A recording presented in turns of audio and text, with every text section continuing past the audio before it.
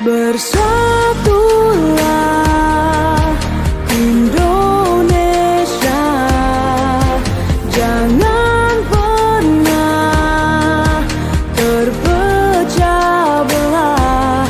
Walau kita berbeda, walau kita tak sama, Radio Republik Indonesia, kita Indonesia sesungguhnya.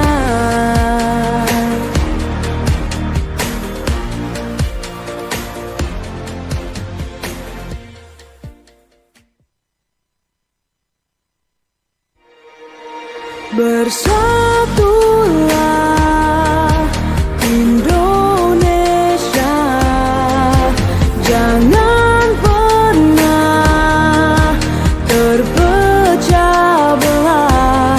Walau kita berbeda, walau kita tak sama, Radio Republik Indonesia, kita Indonesia sesungguhnya.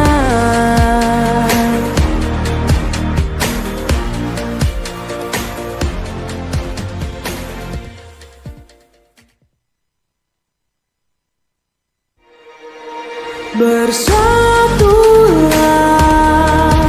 Indonesia, jangan pernah terpecah belah. Walau kita berbeda, walau kita tak sama, Radio Republik Indonesia, kita Indonesia sesungguhnya.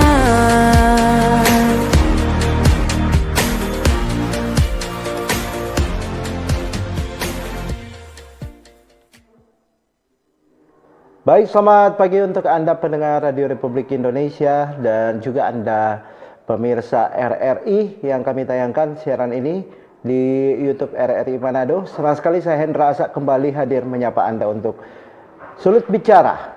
Kita membahas terkait dengan bagaimana kemudian ini melihat pada kondisi sekarang menjadi tantangan untuk pers di Sulut membangun kepercayaan publik. Ya, bersama dengan narasumber yang sudah bersama-sama dengan Anda juga di pendengaran Anda lewat radio dan juga tayangan kami di YouTube. Sudah hadir bersama-sama dengan kami ada Yosep Ika Nubun selaku Ketua Majelis Pertimbangan Organisasi AJI Manado atau ahli pers dari Dewan Pers. Selamat pagi, Bung Yosep. Selamat pagi, Bung. Bisa menggunakan mic dulu ya. Baik. Baik, selamat pagi, Bung Hendra. Baik. Dan di sampingnya ada bersama-sama dengan Anda juga pendengar Dr. Andes Yoke Fokelontaan selaku Ketua PWI atau Persatuan Wartawan Indonesia Sulawesi Utara. Saya langsung menyapa. Selamat pagi, Bung Foke. Selamat pagi. Baik, pasti kabarnya baik juga ya, gitu ya Bang? Iya. Baik. Anda bisa berinteraksi bersama kami pendengar di line telepon yang kami siapkan di 0821 95835080 atau Anda bisa memberi tanggapan terkait dengan topik ini di YouTube streaming kami RRI Manado ya. Bisa langsung di sana dan nanti setiap pertanyaan dari Anda akan dijawab oleh narasumber kami. Ya, dan saya langsung ke PWI dulu, yang senior dulu atau bagaimana? Gitu. Karena kita melihat pada kondisi sekarang begitu ya, tantangan pers di Sulut membangun kepercayaan publik. Pers di sini banyak yang kontroversinya, banyak yang jagonya, banyak yang harus dipelajari lagi. Nah, seperti apa kemudian ini menjadi tantangan pers di Sulut, kepercayaan publik? Saya langsung ke Bung Fokel dulu ya, yang senior. Apa publik kurang percaya sekarang terhadap pers begitu? Baik, terima kasih Bung Hendra. Memang keberadaan pers saat ini perlu disikapi ya. Memang tema juga ini sangat menarik menurut saya. Menantang juga ya. Menantang juga tantangan pers di Sulut. Bagaimana untuk membangun kepercayaan publik ya. Ini sangat luar biasa. Sebagaimana kita ketahui bahwa pers itu adalah merupakan masuk dalam pilar ya, pilar demokrasi Indonesia itu. Pilar keempat ya. Nah, sesuai dengan Undang-Undang Nomor 40 tahun 99 tentang pers. Pers itu, fungsi pers itu adalah pertama dia bisa menghibur, mendidik, kemudian menjadi media informasi dan kontrol sosial. Gitu. Iya. Ini sesuai Undang-Undang Nomor 40 tentang pers pasal 3 itu. Nah, di sini yang perlu kita fokus juga tentang kontrol sosial. Memang dalam kondisi sekarang sesuai dengan fakta di lapangan ya, dan pemberitaan-pemberitaan yang saya nilai, memang pers itu memang menjadi mitra kerja sebetulnya dari berbagai stakeholder, baik pemerintah maupun swasta, gitu. Baik. Tetapi fungsi kontrol sosial ini kadangkala jujur saja ya, tidak balancing lah kadangkala itu, tidak mengutamakan cover both side ya, gitu. Nah, sehingga ini kadangkala orang juga bagaimana ini tidak ada konfirmasinya gitu, sehingga ini bisa berhadapan dengan delik pers. Nah, padahal teman-teman wartawan juga di lapangan pasti mengetahui hal ini, dan kemudian ini sesuai kode etik jurnalistik itu juga sudah mengamanatkan ya, bahwa pers dalam melaksanakan tugas itu harus sesuai dengan kode etik jurnalistik. Misalnya dalam membuat satu pemberitaan, dia harus berimbang lah dulu, berimbang. Nah, tapi yang terjadi saat ini, saya lihat bagaimana kita menimbulkan kepercayaan publik, tapi ini kadang-kadang tidak sesuai fakta ya, yang mereka tulis di lapangan. Kadang-kadang tidak sesuai fakta. Kita harus ada beberapa media, terlebih media online sekarang ini ya kan. Nah, dan harus mengutamakan juga itu hak jawab. Nah, hak jawab itu penting. Dan itu sesuai oleh undang-undang. Karena kalau tidak, ini sudah terjadi delik pers. Nah, ketika ada yang mengadu, dari sisi lain ada teman-teman ya, kadangkala berpikir ini sudah mengganggu kebebasan pers. Padahal di satu sisi kita harus mengakui juga bahwa kita juga ini bikin berita tidak berimbang. Ini salah satu yang perlu disikapi. Bagaimana publik mau percaya sementara pemberitanya ini sepihak gitu. Baik. Iya kan? Saya ke Bung Yosep. Bung Yosep, kalau tadi sudah dikatakan sedikit bagaimana kemudian kepercayaan publik terkait dengan pers ini. Sebenarnya kalau dari Aji, apalagi Bu Yosep sudah lama ya dalam bidang jurnalistik. Sebenarnya pers itu dia harus bermedia atau media dalam media untuk pers, pers untuk media begitu. Bisa dijawab. Iya, jadi bicara soal pers kan kita tetap mengacu pada Undang-Undang 40 tahun 99 tentang pers. Tadi sudah dijelaskan Bung Fuke. Lalu kemudian undang-undang kan dia mengatur soal pers, itu menyangkut media massa dan kemudian juga menyangkut wartawan ya. Nah, untuk menyangkut wartawan tadi sudah dijelaskan. Lebih mendekat sedikit, Pak. Ya, selain kita mengacu pada undang-undang tadi, kita juga harus taat pada 11 pasal kode etik jurnalistik. Nah, ini yang kemudian diabaikan oleh teman-teman wartawan. Nah, secara kompetensi juga Peraturan Dewan Pers nomor 1 2023 kemarin mengatur soal standar kompetensi wartawan. Nah, melalui kode etik lalu standar kompetensi wartawan inilah kemudian diharapkan pers, media dan wartawan mampu memenuhi pasal 6 Undang-Undang Pers, yaitu memenuhi hak publik untuk mengetahui. Nah, inilah kemudian membentuk kepercayaan publik. Yang kedua dari sisi media. Nah, sekarang kan media bertebaran nih. Dulu waktu zaman saya dan Pak Foke mungkin masih di koran, sangat sedikit kita identifikasi media. Paling radio, televisi, koran. Tapi dengan media online yang muncul ibarat jamur di musim hujan ini kemudian sangat banyak. Publik tidak bisa lagi membedakan mana media profesional dan mana yang kemudian media yang tidak profesional. dalam arti tidak memenuhi standar perusahaan pers sebagaimana undang-undang tadi. Nah, itulah kemudian Dewan Pers membuat kebijakan untuk melakukan verifikasi perusahaan media. Verifikasi itu menyangkut verifikasi administrasi dan faktual. Ini kita mengecek apakah perusahaan media ini memenuhi standar sesuai undang-undang. Artinya dia punya badan hukum, berbentuk PT, koperasi atau yayasan. Ini untuk kemudian publik akan percaya ketika oh iya ini medianya sudah memenuhi syarat undang-undang. Lalu wartawannya sudah menaati kode etik dan kemudian uji kompetensi. Saya pikir dua hal ini yang kemudian dibangun yang harusnya terus dilaksanakan. Tapi kemudian kan seperti Bung Foke sampaikan tadi bahwa di lapangan memang realitasnya belum seideal yang kita harapkan. Baik. Kita melihat pada kondisi sekarang ini pers mencederai pers yang lebih profesional begitu ya. Kita melihat pada kondisi-kondisi di lapangan bagaimana kemudian pers yang bermedia benar-benar membawa tantangan sendiri untuk memberikan informasi. Dan tentu juga ada juga pers yang kurang profesional akhirnya mencederai teman-teman pers yang lain. Bung Foke mungkin bisa digaris pandangkan dulu pemahaman pers itu seperti apa. Soalnya kan sekarang kalau kita melihat pada kondisi sekarang, pers bukan hanya sifatnya oh dia itu berpendidikan dan memiliki kode etik jurnalistik dalam hal sudah UKW begitu ya. Tapi tiba-tiba oh karena saudara saya ini tidak ada pekerjaan yang mau tidak mau kita rekrut saja jadi pers. Padahal dia pemahaman tentang pers itu tidak ada, baru ilmu juga tidak ada. Tapi redaksinya langsung serahkan begitu untuk silakan meliput. Bagaimana itu Bung Foke? Seharusnya sesuai dengan orang untuk terjun di dunia pers, dia harus diberikan dulu pelatihan, gitu. Bukan langsung turun di lapangan. Betul. Ya harus ada pelatihan dulu. Baru tadi sebagaimana disinggung oleh rekan saya Bung Yosef itu perlu ada uji kompetensi. Uji kompetensi wartawan itu sangat penting. Kan? Itu ada 3 kategori kan. Uji kompetensi wartawan untuk kategori muda, untuk rekan-rekan reporter, baru media, untuk redaktur dan utama untuk pemret dan redpel lah gitu.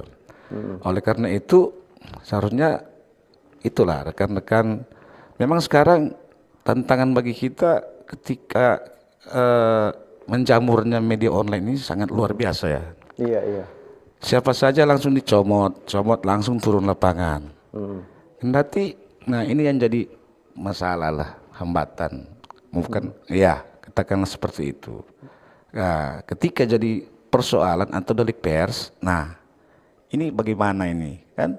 Mereka lari ke lembaga-lembaga pers, ya kan? Nah, padahal seharusnya kalau mereka dibekali dulu dengan pelatihan-pelatihan, baru diterjunkan ke lapangan, itu saya kira dapat mereka bisa melaksanakan tugas dengan baik ya.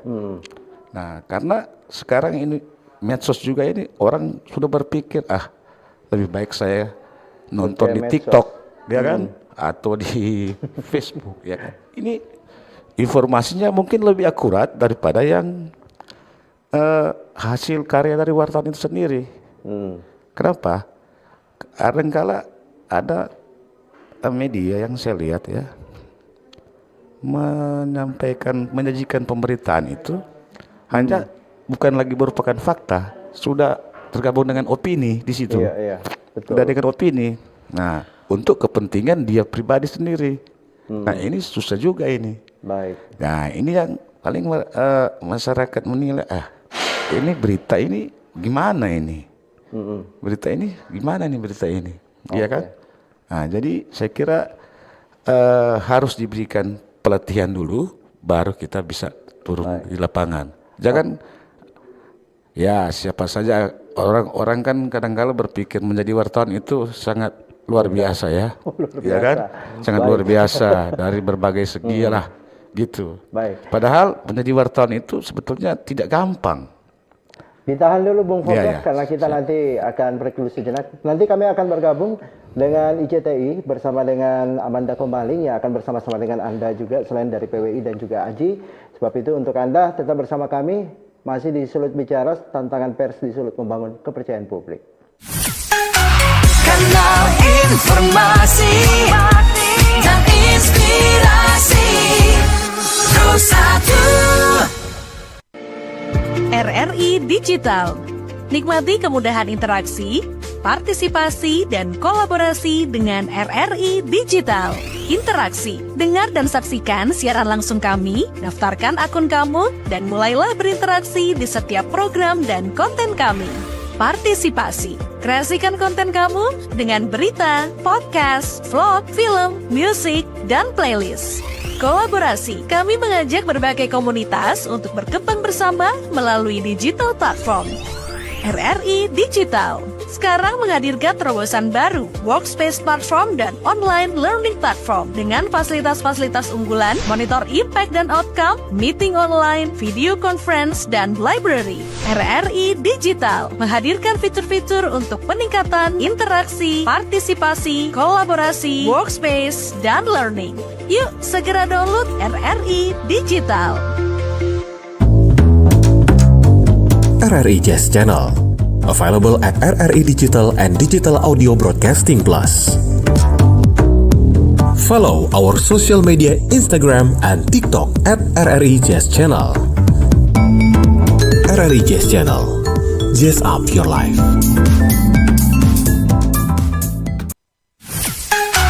Kanal informasi dan inspirasi Bersatu.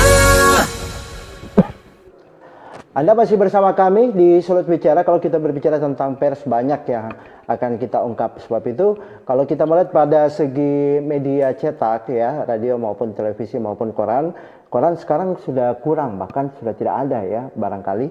Dan seperti apa juga ini sepak terjang dari IJTI menyikapi terkait dengan bagaimana tantangan pers di Sulawesi Utara membangun kepercayaan publik. Sudah bersama-sama dengan Anda ada Amanda Komaling, ini wartawan senior dari Dewan Pers juga ya. Dan seperti apa nih? Kalau kita melihat kemarin kita sempat bicara-bicara terkait dengan pilkada, pers itu ada di dalam pilkada yang sifatnya independensi dan juga netralitas dalam menjaga politik marwah kepada masyarakat. Nah sekarang pada umumnya tantangan pers di Sulut, apakah masyarakat kurang percaya sekarang terkait dengan pers? Oke, pertama-tama Bung Hendra, saya masuk ke sini saya kaget ya. Biasa sekarang RRI itu sudah mengikuti perkembangan zaman dan memang yang namanya teknologi itu tidak bisa kita bendung karena semua yang namanya pers itu sudah menjadi industri, kemudian dia sudah bergeser dengan banyaknya teknologi seperti ini. Saya bangga ya lihat ini RRI sudah sangat luar biasa pakai televisi, kamera, sudah bergeser jadi televisi ini. Tentu memang kalau namanya kepercayaan publik itu kan selain memang dengan karya kita, tetapi juga dengan berbagai macam media ya, artinya visualisasi juga termasuk yang dilakukan oleh RRI saat ini ya. Dan kepercayaan publik itu tidak terlepas dengan apa yang sudah dilakukan oleh masyarakat pers. Artinya begini, pilihan ini sekarang sudah banyak. Orang mau mengambil informasi, saya menyebutnya informasi bukan berita ya. Orang mengambil informasi sudah di berbagai platform. Bahkan saat ini saya sambil dengan di sini saya bisa buka platform YouTube-nya RRI, bisa buka dan banyak sekali sekarang yang ditawarkan. Belum lagi yang di platform sosial media yang kemudian akun-akunnya itu anonim. Yang kita tahu bahwa kita dengan cepat bisa membaca itu, tetapi kita tidak tahu siapa pemilik dari akun itu. Apakah dia wartawan, apakah dia let's say ada juga kawan-kawan aparat yang punya akun-akun seperti itu ya. Nah, tentu ini akan berdampak juga, publik akan bertanya-tanya apakah ini memang bagian dari produk pers atau hanya berupa informasi. Kalau saya sih saya pikir, dan mungkin juga rekan dua senior saya di sini juga pasti juga akan sepakat bahwa yang adanya di sosial media tetapi kita tidak tahu siapa pemilik akunnya, saya masih menganggap itu adalah sebuah informasi gitu, karena sesuatu yang kita dapat itu kan mungkin ada yang bersifat informatif yang belum tentu kebenarannya. Baik, saya sempat juga mengikuti bersama dengan Amanda Komaling ini terkait dengan narasumber imajiner. Kepercayaan publik sekarang kita melihat pada media terestrial maupun media sosial begitu ya. Kepercayaan publik ini lebih cenderung ke media sosial. Bagaimana pers ada di dalam Tunggu. itu? Begini, Bung Hendra, media sosial tidak semuanya juga itu bukan produk pers, karena media yang tadinya kita lihat di TV, di koran ya, baru juga karena Bung Yosep ini juga di Liputan 6 juga ada televisi di radio, kan sekarang sudah masuk ke platform. Sudah kita bisa lihat sekarang misalnya katakanlah yang koran yang besar dulu ya, Kompas misalnya, dan dia juga sudah masuk di platform sosial media.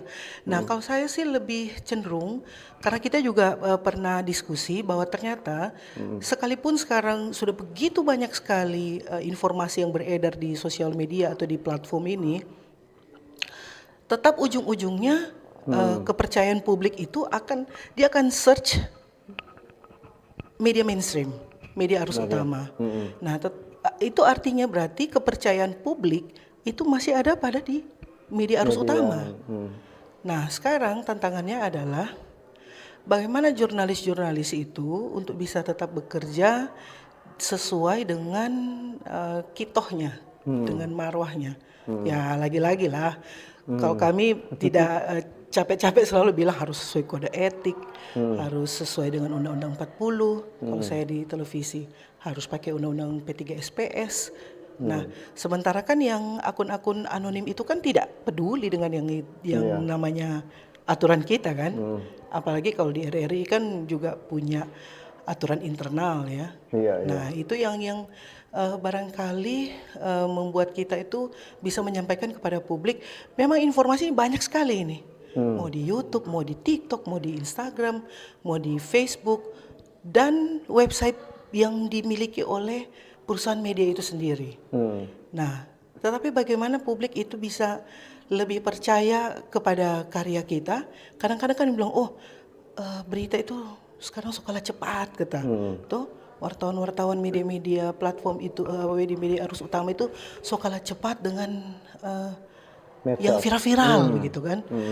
Nah, tetapi ketahuilah bahwa cara kerja media itu ada beberapa langkah yang harus kita lakukan, yaitu cek, recheck. Kalau perlu sampai berapa kali. Bahkan saya, jujur saja saya juga sudah main di platform ya, saya bikin di platform sendiri.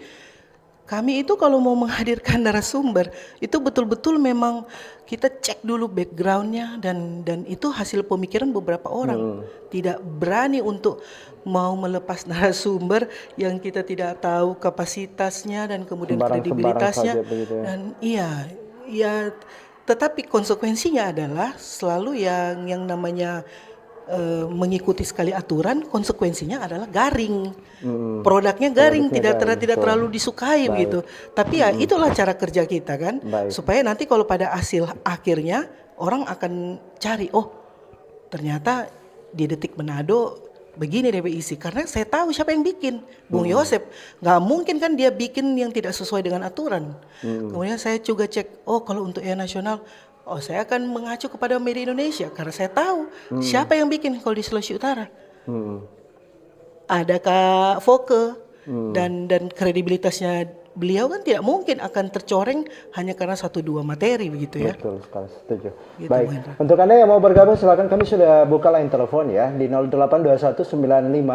082195835080 ataupun Anda bisa memberi tanggapan Anda di komentar YouTube RRI Manado sudah kami buka.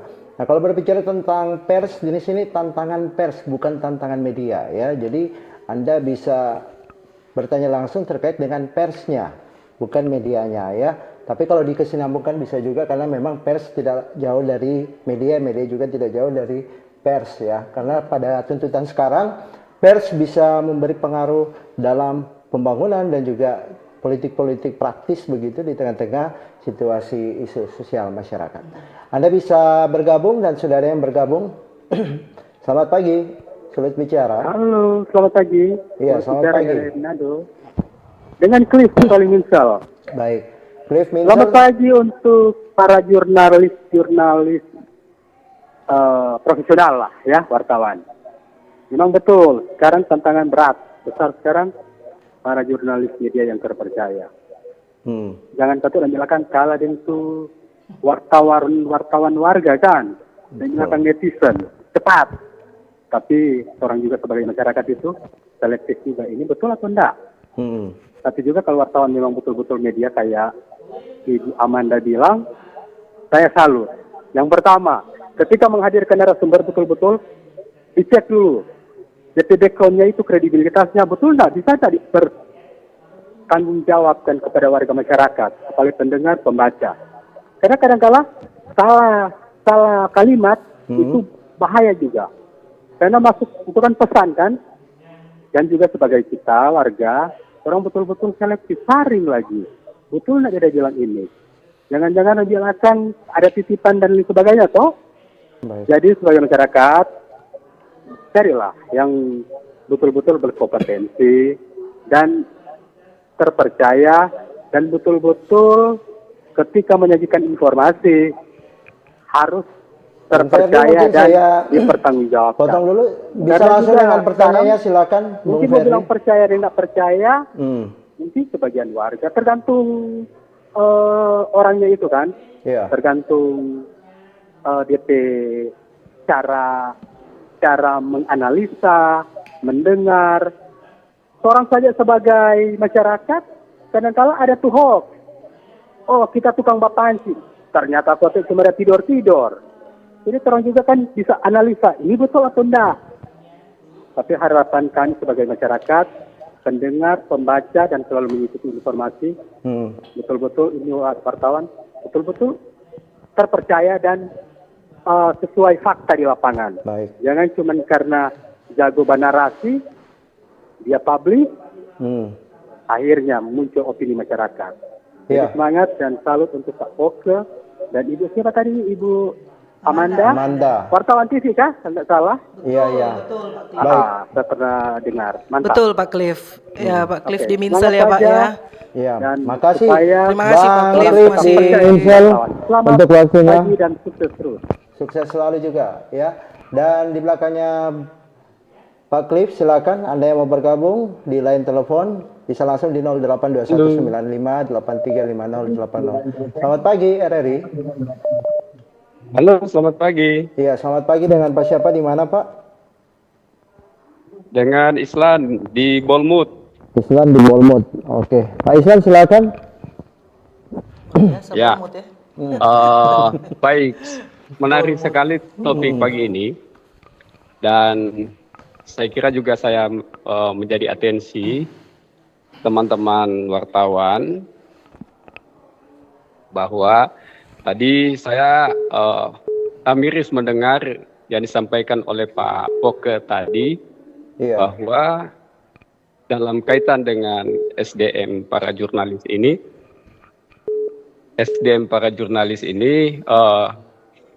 pengalaman kami lalu sebelumnya, ketika menjadi seorang jurnalis itu memang harus melalui seperti yang disampaikan oleh Pak Poke. Jadi ada pelatihan sebelum terjun ke lapangan itu. Jadi ada semacam pendidikannya. Kalau kami mengalami selama hampir sebulan, setelah pelatihan itu kemudian kami diterjunkan ke lapangan dalam status magang dan training. Nanti setelah itu kemudian kami memang sudah benar-benar jadi jurnalis yang memang sudah memang benar-benar sudah. Nah, saya menyarankan untuk para organisasi pers agar bisa memperhatikan ini SDM dan cara perekrutan, dan kemudian bisa bisa diperbaiki agar nanti teman-teman pers ini benar-benar memiliki kapasitas, memiliki kompetensi, dan bisa sehingga yang hal-hal yang kurang baik atau image yang baik terhadap jurnalis itu bisa dengan sendirinya. Baik. Pak Islan ini mantan wartawan kayaknya nih, Bung. Iya. Masih kerja sebagai profesi apa, Pak? Maaf, Pak Islan. Nampaknya terputus ya komunikasi kita terputus. yang sekali, dan kami sudah sedikit menangkap ya apa yang menjadi pertanyaan dari Pak Islan yang ada di Bolmut. Di belakangnya Pak Islan, silakan untuk tanggapan di YouTube kami. Bagaimana tanggapan insan pers tentang cepatnya informasi sekarang yang beredar lewat media sosial. Terima kasih. Terima kasih dari Karenina ya. Terima kasih Karenina. Telepon dan juga tanggapan kami tahan dulu. Langsung akan dijawab dulu untuk yang tadi sudah bertanya. Bung Yosef bisa memegang mic. Ini ada Pak Cliff di Minsel, pers yang mempertanggungjawabkan menganalisa karena ditakuti ini hoax ya. Yang dijawab dulu mungkin dari Bung Foke terkait dengan berita hoax ini kan ternyata yang dibuatnya itu bukan sifatnya citizen journalism saja atau netizen begitu ya. Tapi ternyata pers juga yang melakukannya. Akhirnya mencederai. Ini seperti apa? Baik, memang pertanyaan dari Pak Cliff ini sangat menarik ya. Ya. Sebetulnya sebagai pers atau wartawan dalam menyajikan informasi yang disajikan itu lewat medianya itu harus benar-benar aktual, faktual kan, sesuai dengan fakta yang benar. Nah tentu kalau tidak benar, nah ini ya yang disebutkan hoax. Nah inilah yang menjadi tantangan bagi pers saat ini. Kalau bisa saya katakan, harus jujur ya, banyak berita-berita juga dipelintir. Iya, ya memang dipelintir banyak ya. Tidak sesuai dengan fakta yang ada. Nah bagaimana kita membangun kepercayaan publik, sebenarnya berita yang kita sajikan itu banyak dipelintir, ya kan? Saya nggak mau kasih contoh di media mana ya. Ya, gitu. Misalnya dia tidak berada di lokasi, seolah-olah dia bikin dia berada di lokasi, gitu. Dia menciptakan opini apa semua. Ini masyarakat. Sementara dari sisi lain, misalnya mereka membaca di medsos, itu faktanya berbeda. Nah ini mana masyarakat, membingungkan masyarakat. Oleh karena itu menjadi seorang wartawan itu harus benar-benar harus benar-benar mengikutilah kaidah-kaidah jurnalistik gitu. Sebagaimana yang tercantum juga dalam Undang-Undang Nomor 40 Tahun 99 tentang pers. Sebab kalau tidak, nanti terjadi delik pers juga di lapangan. Mereka seperti saya katakan tadi, mereka katakan bahwa ini kebebasan pers ini sudah sudah dilanggar lah gitu. Padahal satu sisi pers sendiri yang membuat kesalahan. Apalagi di media online sekarang kan banyak sekali ini. Aduh, saya ke Bung Yosef dulu. Bung Yosef, Aji kita kenal juga garis keras dalam bidang jurnalistik begitu ya, dan money politik serta money uang dan lain sebagainya. Ini yang menjadi tantangan sendiri dalam dunia pers karena memenuhi kebutuhan ekonomi juga. Ini salah satu yang menjadi latar belakang saya menjadi seorang pers begitu. Bagaimana menyikapi hal ini dan tantangannya akhirnya pers sendiri yang membuat hoaxnya begitu. Oke, saya pikir yang pertama kita harus bedakan dulu mana media massa dan mana media sosial. Ya, media sosial ada ranah mainnya netizen atau warganet. Sementara media massa itu adalah wilayahnya para jurnalis, para wartawan. Media massa pun tadi di awal saya sampaikan kita harus bedakan mana yang punya badan hukum dan mana yang tidak. Ini untuk membangun kepercayaan publik. Bahkan badan hukum sekalipun apakah dia spesifik untuk media? Ada badan hukum per PT tapi kemudian simpan pinjam kontraktor. Ini tidak bisa untuk bekerja sebagai media massa. Ya, ini perlu kita tegaskan dulu. Nah, tadi saya sampaikan media massa ini kemudian diverifikasi oleh Dewan Pers untuk memastikan media ini yang profesional. Nah, kita kan sekarang apalagi masyarakat bingung ya.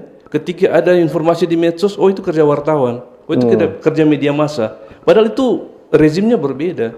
Itu di ruang lingkup yang berbeda. Nah, kita sekarang fokus ke media massa profesional berbadan hukum terverifikasi, itu dulu sesuai aturan dari Dewan Pers. Nah, di sana bekerjalah wartawan. Nah, wartawan tadi Bung Foke, Ibu Amanda sudah menyampaikan kita bekerja sesuai dengan kode etik jurnalistik. Ada 11 pasal. Kalau kita di AJI tambah lagi 21 pasal kode etik AJI, tambah lagi 54 pasal kode perilaku. Artinya ketika kode etik itu lebih normatif, maka kode perilaku lebih petunjuk operasional praktis. Ya. Misalnya kalau meliput nggak boleh pakai kaos partai, nggak boleh pakai kaos ini dan itu kita atur semua. Nah, ini sekali lagi untuk menjaga kepercayaan publik. Nah, walaupun tadi di awal saya sampaikan bahwa tentu apa yang kita harapkan tidak selalu sesuai dengan realisasi di lapangan. Tapi kemudian di AJI, di PWI, saya yakin juga di IJTI, kita punya mekanisme untuk bagaimana menangani pelanggaran itu. Ya. Di AJI kita punya majelis etik yang kemudian menyidangkan setiap perkara-perkara atau laporan dugaan pelanggaran etik. Kita sidangkan, kita berikan sanksi, kita publish supaya publik tahu, oh ternyata di organisasi wartawan itu juga ada mekanisme memberikan sanksi kepada jurnalis yang melanggar. Yang tadi Bu Fokke sampaikan, penyebar hoax lah mungkin atau tidak independen, menjadi bagian dari partai politik. Kita punya mekanisme untuk menjatuhkan sanksi supaya publik tahu bahwa kita juga mengontrol anggota kita. Sehingga tema hari ini kita harapkan dengan situasi itu publik percaya bahwa media masalah menjadi satu-satunya atau yang bisa menjadi rujukan untuk informasi dan berita. Tentu karena apa? Kembali ke media sosial, semua orang kan bisa posting, bisa unggah. Siapa yang mau verifikasi? Tidak ada. Ya. Siapa yang bertanggung jawab? Dia tidak punya tanggung jawab etik karena dia tidak punya organisasi. Tapi ketika wartawan membuat berita, dia punya tanggung jawab etika dan moral karena tadi pasal 6 undang-undang tadi memenuhi hak publik untuk mengetahui. Baik. Saya pikir itu. Kita bahkan Ibu Amanda terkait dengan bagaimana kemudian ini pers yang menciptakan hoax sendiri begitu, bukan dari netizen atau apa yang menyampaikannya.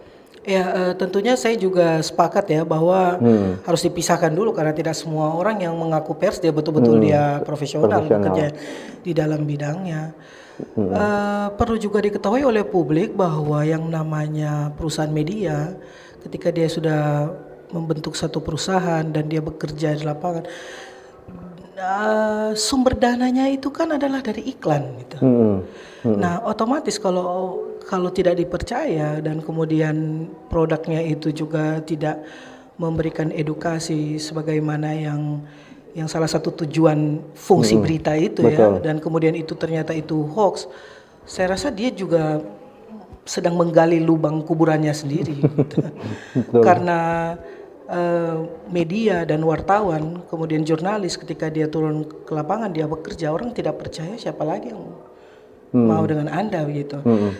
Kalau misalnya untuk kepentingan segelintir orang, 1-2 pihak begitu yang kemudian dia hanya untuk memanfaatkan, nah itulah yang perlu kita pertanyakan dari mana dia mendapatkan sumber itu. Kayak tadi Bung Fokke sampaikan bahwa dia tidak di lapangan tetapi dia membuat berita itu, oh ternyata mendapatkan informasi dari sosial media misalnya. Nah, tetapi kadang-kadang ada orang yang hanya melihat saja di sosmed, kemudian sudah pakai yang akun anonim begitu, dan kemudian itu menjadi mata rantai setan bagi teman-teman media mengambil itu dan membuatnya itu menjadi suatu produk pers.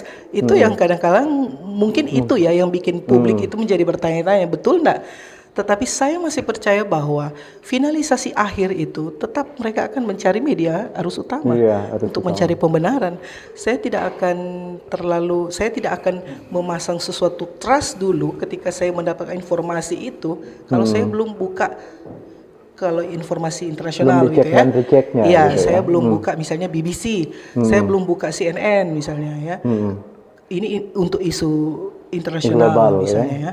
Dan kalau misalnya saya belum buka itu, saya belum, wah ini kayaknya masih ya bisa saja ini fabrikasi atau bisa saja ini recycle atau reuse. Nah, banyak kan sekarang yang sudah menggunakan cara-cara itu. Tetapi ada satu hal yang ingin saya juga ini bisa menjadi satu buah pikirlah kita bersama, bahwa kemudian teman-teman yang kemudian terjebak di arus karena dia berada di lingkaran kehumasan barangkali, dan kemudian dia lupa tanggung jawabnya ini apa, untuk informasi memberikan kepada publik atau hanya untuk menyenangkan ke instansi di mana dia menempel gitu. Apalagi sekarang di masa pemerintahan baik dari pusat maupun di daerah, ini sangat penting. Fungsi pers itu harus betul-betul menunjukkan rasa profesionalismenya dia bekerja. Belum lama ini kita dihebohkan diambilnya salah satu kartu di mana dia bekerja ya saya bisa katakan di istana mengikuti ini ya presiden ya, karena wartawan itu bertanya masalah MBG. Nah kemudian keluarlah kemudian 1 atau 2 hari kemudian bantahan bahwa itu atas inisiasi sendiri. Nah saya berpikir bahwa kita perlu untuk menumbuhkan kembali ya rasa-rasa setiap wartawan itu, jurnalis itu, dia bekerja harus pada porsinya. Kemudian teman-teman di kehumasan juga harus mengerti ketika dia berada di dalam situ bukan berarti dia membuat teman-teman wartawan itu ikut menjadi humas di dalam situ. Dan sebenarnya bagi saya bahwa berterima kasihlah kepada teman-teman yang masih bekerja secara profesional, tidak terganggu dengan intimidasi misalnya, karena dia menjadi badan pengawas gratis yang bisa memberikan masukan, memberikan pandangan-pandangan yang berbeda. Karena kadang-kadang teman-teman humas, saya tidak mau mengatakan dari instansi mana ya, kehumasan atau penerangan, mereka menjaga nama baik pimpinan yang sebenarnya belum tentu itu yang diinginkan oleh pimpinannya. Barangkali mungkin pimpinannya juga menginginkan adanya suatu kritik atau masukan, tapi karena selalu disajikan hal-hal yang memuji ya. Iya, memuji bahkan membutakan ya. Pada akhirnya sudah berada di ujung jurang. Nah, ini yang sebenarnya kita juga harus punya sense-nya kita itu critical thinking gitu ya. Nah, dan kemudian pola pikir juga critical thinking itu juga harus bersifat solutif. Kita mengkritik, tetapi kita tidak ikut membantu untuk memberikan solusinya. Ya. Kalau di Sulawesi Utara sekarang ada begitu banyak isu sebenarnya yang bisa kita lihat ya. Bagaimana program pemerintah daerah ini untuk menaikkan pertumbuhan ekonomi kita sekarang di year on year. Kuartal kedua kalau tidak salah 5,64 ya persen. 5,64%. Dan untuk menuju ke 7 ke 8% kalau dari program pemerintah pusat di akhir tahun 2025 ini, bagaimana caranya itu yang harus kita lihat. Dan kemudian ada juga isu lingkungan barangkali kalau untuk lebih ke lokal ya. Kita lihat bahwa sekarang ada juga beberapa masyarakat, kelompok masyarakat yang kemudian ikut mau menyuarakan kemana nih. Dan kemudian ada teman-teman yang melihat ini, wah ini harus kita sampaikan bersama. Ya saya sebut saja Karangria. Ya, isu ini yang memang perlu untuk kita sama-sama kita kawal ya. Ya concern juga.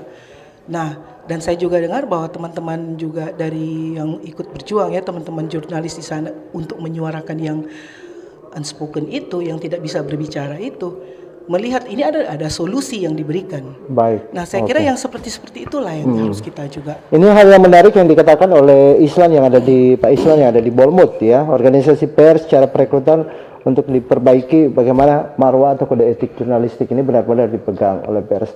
Ini saya ke Bung Osep dulu begitu.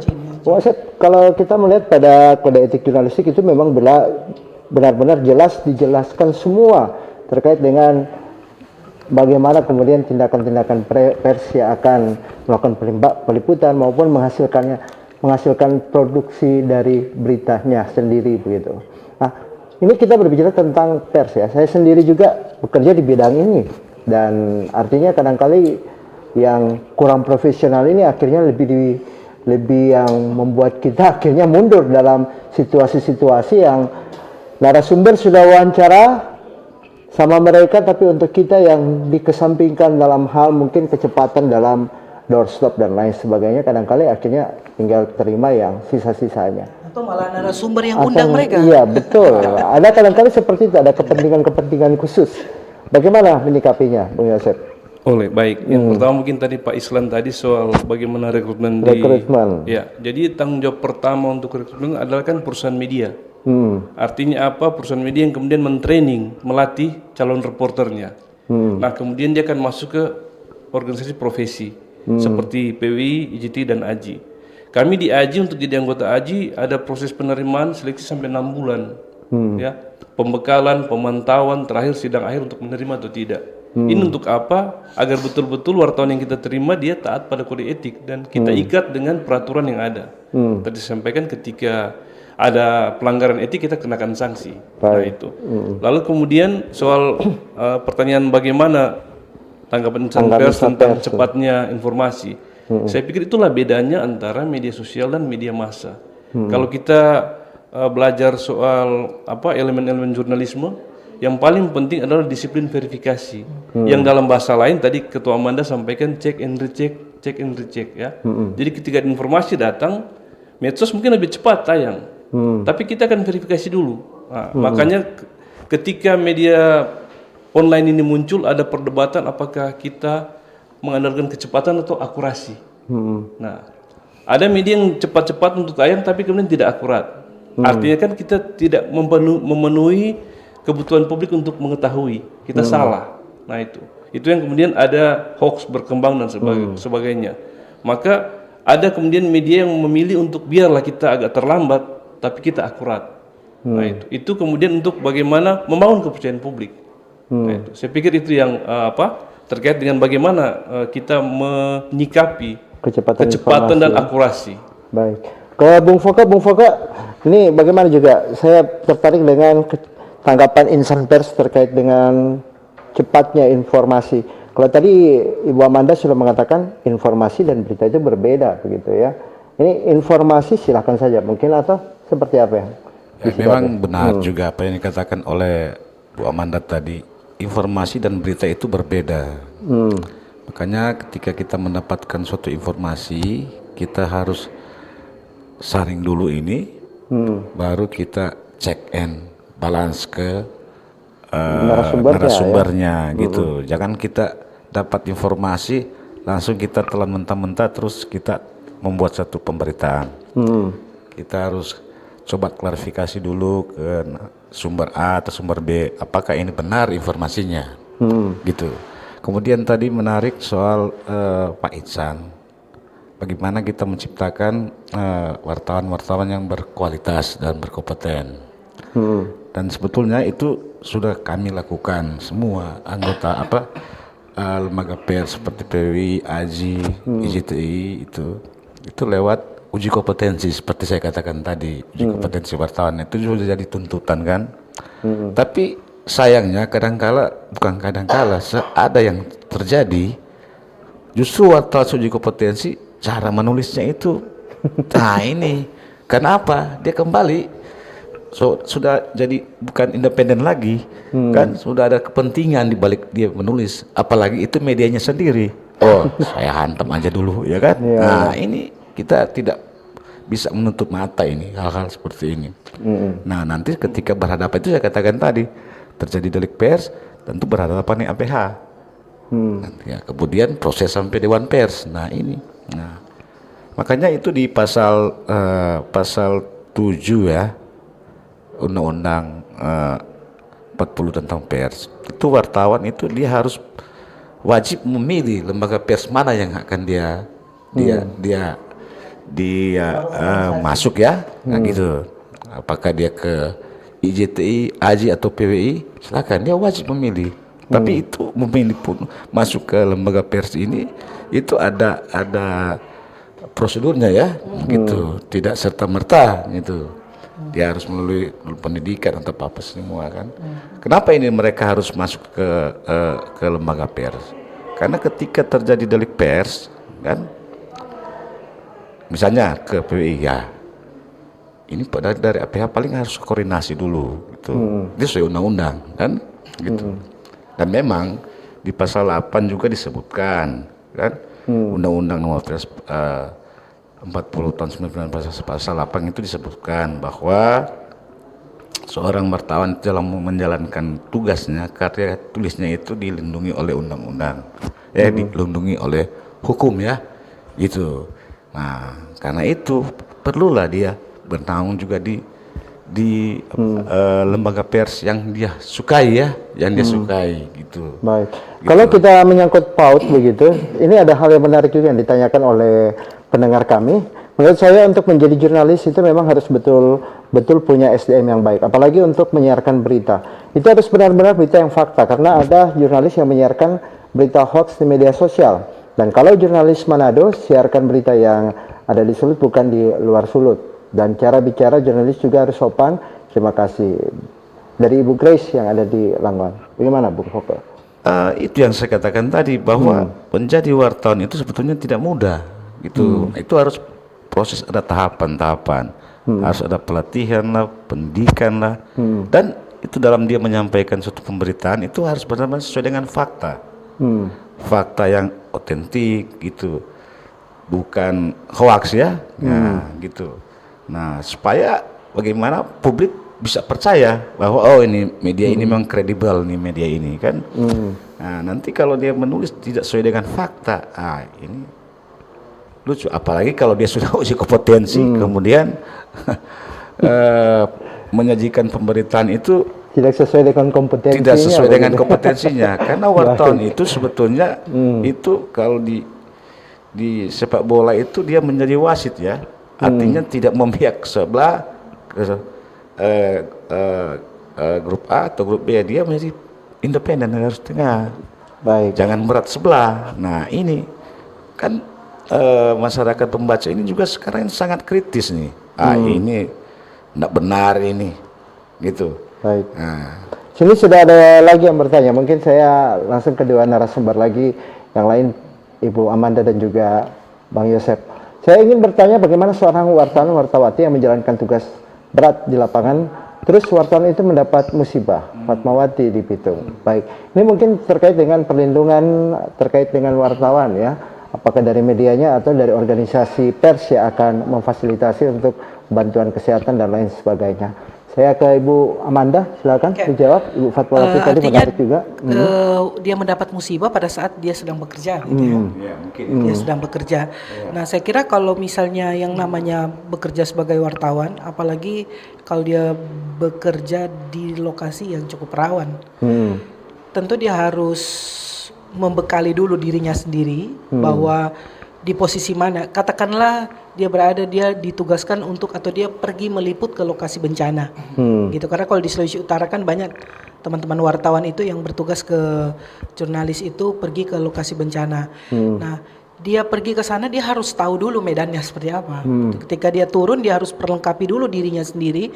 Dia misalnya kalau ke lokasi longsor dia harus menggunakan sepatu. Kalau saya sudah terbiasa gitu ya, karena dari perusahaan itu sudah dan di organisasi juga selalu mewanti-wanti ketika kamu turun ke lapangan kamu harus perlengkapi dulu dirimu sendiri dengan peralatan, itu pertama, baru kemudian baca dulu peta seperti apa dia di sana, lokasinya akan seperti apa, medannya ya lebih diperhatikan medannya. Dan kemudian kalau misalnya terjadi sesuatu bagaimana kamu itu bisa keluar atau escape-nya itu seperti apa dan hubungi siapa. Nah kalau misalnya dia meliput di lokasi unjuk rasa yang kemudian ada begitu banyak sekali potensi yang bisa terjadi chaos di sana, kita juga diperlengkapi dengan bagaimana kita harus tahu posisi wartawan itu di mana sebenarnya. Jangan sudah tahu-tahu ada aksi unjuk rasa nimbrung di situ di pengunjuk rasa. Itu ya. Harus berada di belakang aparat. Nah, saya rasa kalau misalnya tadi konteksnya adalah kalau dia mendapatkan musibah seperti apa, kalau di perusahaan yang seperti kami itu sudah jelas itu ada bantuan jaminan kesehatannya di sana. BPJS juga sudah di cover gitu ya. Kalau mendapatkan musibah jangan sampai lah ya dia RIP begitu, jangan sampai lah ya. Nah artinya setiap pekerjaan kalau menurut saya konsekuensinya ada lah. Orang tidur-tidur saja bisa ada terjadi sesuatu, apalagi dia bekerja bergerak gitu dan sangat dinamis. Saya kira kalau hal seperti itu adalah bagian dari konsekuensi. Kalau tadi saya lihat ada pertanyaan dari Ibu Grace Langwan ya. Itu ada wartawan Sulawesi Utara kalau boleh memberitakan luar Sulawesi Utara.